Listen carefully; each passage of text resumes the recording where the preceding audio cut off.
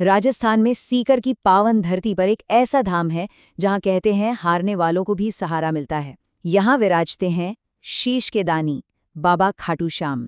तो चलिए आज इस अद्भुत कहानी की गहराइयों में उतरते हैं और जानते हैं कि आखिर कौन थे बर्बरिक और क्यों उन्हें अपना ही सिर दान में देना पड़ा।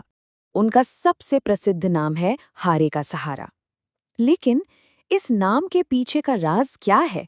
मतलब एक ऐसा योद्धा जिसे कोई हरा नहीं सकता था, वो हारे हुए का सहारा कैसे बन गया? यही वो सवाल है जो इस पूरी कहानी के दिल में बसा है। और हाँ, ये कोई मनगढ़ंत कहानी नहीं है। यही कथा राजस्थान के खाटू श्याम मंदिर की नींव है।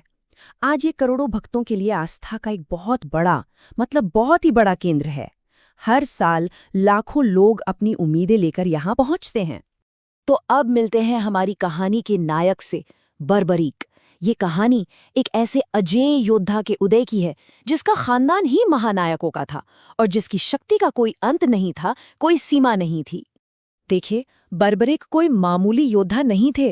वो महाबली भीम के पोते और घटोत्कच के बेटे थे।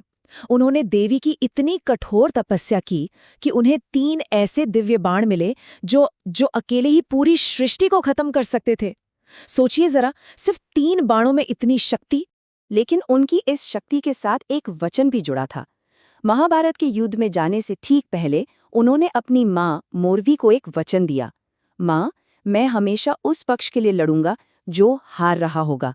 बस यही वो वचन था जिसने पूरी कहानी का रुख ही मोड़ दिया। और उधर भगवान कृष्ण, जो सब कुछ जानते थे, वो बर्बरी की इस असीम शक्ति और उनके वचन के बारे में भी जानते थे।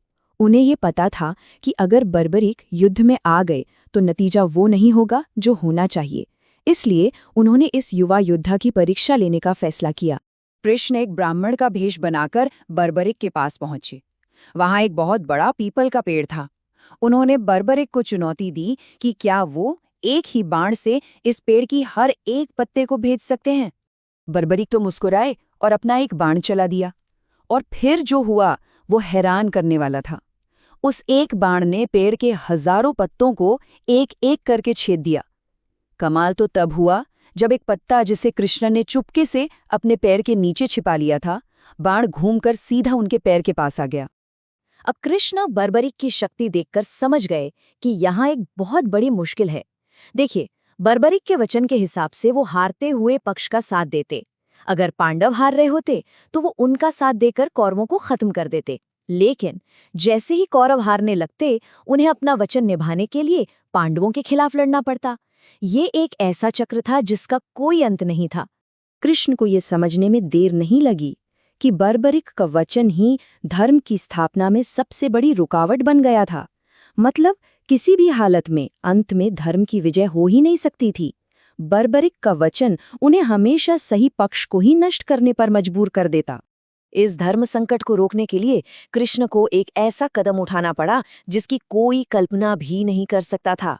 उन्होंने उसी ब्राह्मण के भेष में बर्बरीक से एक ऐसा दान मांगा जो अविश्वसनीय था। उन्होंने बर्बरीक से पूछा, हे वीर, क्या तुम मुझे दान में अपना शीश दे सकते हो?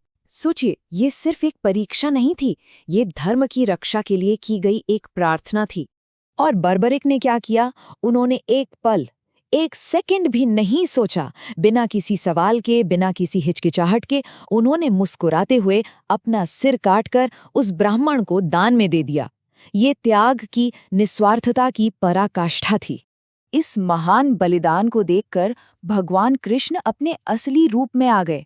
वो इतने द्रवित हुए कि उन्होंने बर्बरिक को वरदान दिया, कलयुग में तुम मेरे ही नाम श्याम से पूजे जाओगे।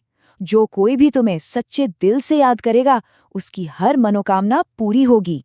बर्बरीक ने अपना शीश तो दान कर दिया था, पर उनकी एक आखिरी इच्छा थी। वो महाभारत का महान युद्ध अपनी आंखों से देखना चाहते थे और कृष्ण ने उनकी ये इच्छा भी पूरी की। उनके शीश को युद्धभूमि के पास एक ऊंची पहाड़ी पर रख दिया गया और वहां से वो पूरे युद्ध के अकेले निष्पक्ष गवाह बने। उन्होंने धर्म और अधर्म के बीच हुए उस महासंग्राम का हर एक पल अपनी आंखों से देखा। जब युद्ध खत्म हुआ तो पांडव इस बात पर बहस कर रहे थे कि जीत का असली श्रेय किसे मिलना चाहिए। तब बर्बरिक के शीश ने अंतिम फैसला सुनाया। उन्होंने कहा, मैंने पूरे युद्ध में केवल कृष्ण के सुदर्शन चक्र को ही चलते हुए देखा और किसी को नहीं। ये इस बात का सबूत था कि सब कुछ दैवीय इच्छा से ही हो रहा था। और बस यहीं से बर्बरिक की यात्रा खाटू श्याम के रूप में शुरू होती है। उनका वो महान बलिदान ही उन्हें हारे का सहारा बनाता है, एक ऐसी शक्ति जो निराश और पराजित लोगों को उम्मीद देती है। देखिए, हारे का सहारा का मतलब सिर्फ युद्ध में हारने वालों का साथ देना नहीं है। इसका एक बहुत गहरा आध्यात्मिक मतलब है। ये उन लोगों के लिए एक वादा है जो जिंदगी की लड़ाई में थक गए हैं, जो निराश हैं या जो हार मान चुके हैं। बाबा श्याम उनका हाथ थामते हैं। ऐसी मान्यता है कि कलयुग में वही पवित्र शीश खाटू गांव के एक कुंड से प्रकट हुआ, जिसे आज हम श्याम कुंड के नाम से जानते हैं। और आज वही शीश करोड़ों करोड़ लोगों की आस्था का केंद्र बिंदु है।